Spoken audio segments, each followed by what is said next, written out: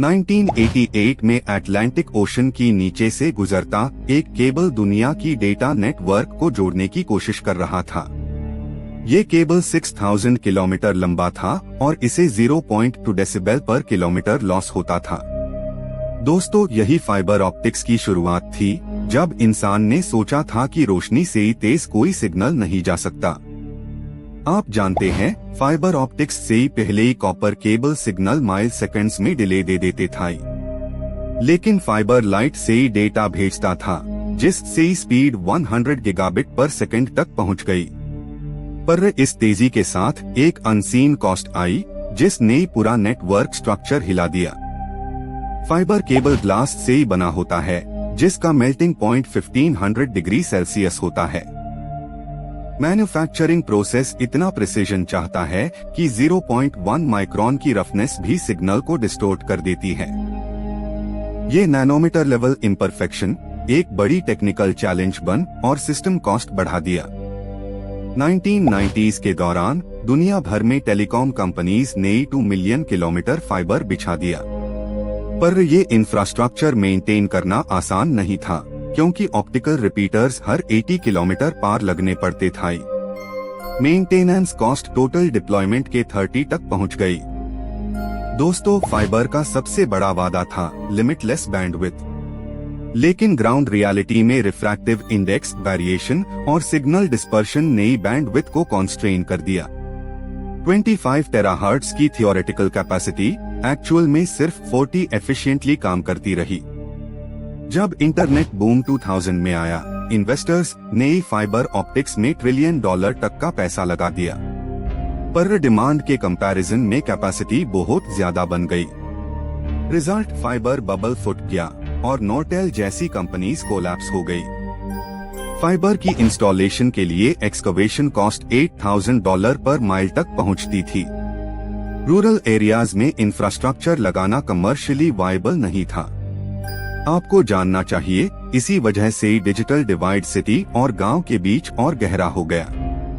Optical fibre extremely fragile होता है। एक स्ट्रैंड सिर्फ 125 माइक्रोन मोटी होती है। वाइब्रेशंस, टेम्परेचर फ्लक्चुएशन या मॉइस्चर से भी ये फ्रैक्चर हो सकता है। इस फ्रैजिलिटी ने लॉन्ग टर्म ड्यूरेबिलिटी को क्वेश्चनेबल बना दिया। आप सोचेंगे कि फाइबर लाइट स्पीड से ही डेटा भेजता है, पर लाइट वैक्यूम में तेज चलती है, ग्लास में नहीं। ग्लास में प्रोपगेशन वेलोसिटी 67 तक कम हो जाती है। ये फिजिक्स लिमिटेशन बहुत क्रिटिकल थी, जिसने लेटेंसी रिडक्शन के सपने को हाफ कर दिया। 1996 में जापान ने world's first terabit fibre test facility launch किया, जहां 1.02 TBps डेटा ट्रांसमिट हुआ, पर उस सेटअप की पावर कंजम्पशन 12 किलोवाट पर चैनल थी। एनर्जी एफिशिएंसी के मामले में फाइबर कभी सस्टेनेबल नहीं बन पाया। अंडर सी केबल्स में फाइबर ऑप्टिक्स को शार्प बाइट्स और टेक्टोनिक मूवमेंट से भी नुकसान होता रहा। पैसिफिक ओशन के नीचे 2006 में एक अर्थक्वेक ने 70 एशिया ट्रैफिक को डिसरप्ट कर दिया। रिपेयर कॉस्ट $500 मिलियन तक पहुंच गई। मेट्रो सिटीज में फाइबर ट्रेंचिंग के दौरान एक्सकवेशन डिले, अप्रूवल्स और एक्सीडेंट्स कॉमन था। हर किलोमीटर ले करने में एवरेज 18 दिन लगते थे।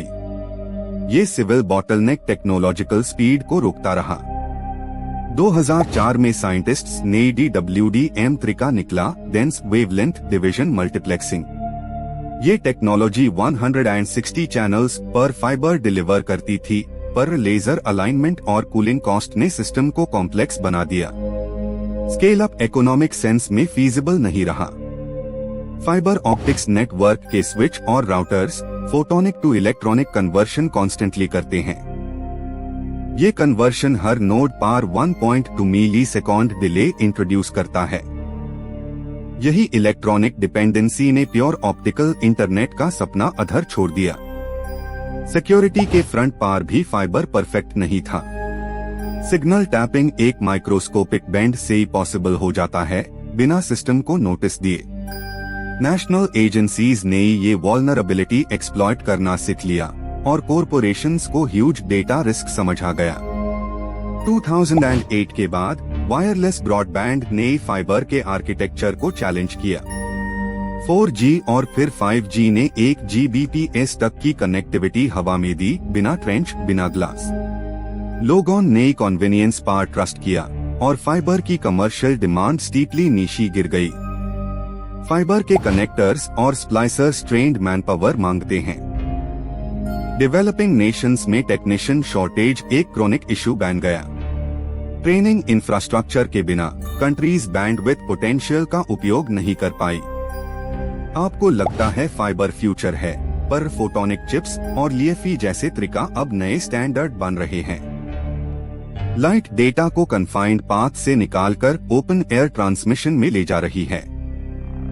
फाइबर का वायर्ड लाइट कॉन्सेप्ट धर पुराना लगने लगा है। फाइनेंशियल मॉडल भी फाइबर के खिलाफ गया। ROI साइकिल 15 साल तक स्ट्रेच होता था, वहां इन्वेस्टर्स 3 साल में रिटर्न्स चाहते थे। इकोनॉमिक्स ने इनोवेशन को स्लो कर दिया और इंडस्ट्री पाइवोट कर गई वायरलेस एज कंप्यूटिंग की ओर। आज भी 1 से कम internet nodes pure fibre speed पार चल रहे हैं। दोस्तों, फाइबर ऑप्टिक्स एक टेक्निकल कमाल था, पर स्ट्रैटेजिक फेलियर बन गया। आपका डेटा अब हवा से ही गुजरता है, लेकिन वो रोशनी का रास्ता जो कभी आसमान तक जाने का सपना था, वो कहीं रख गया।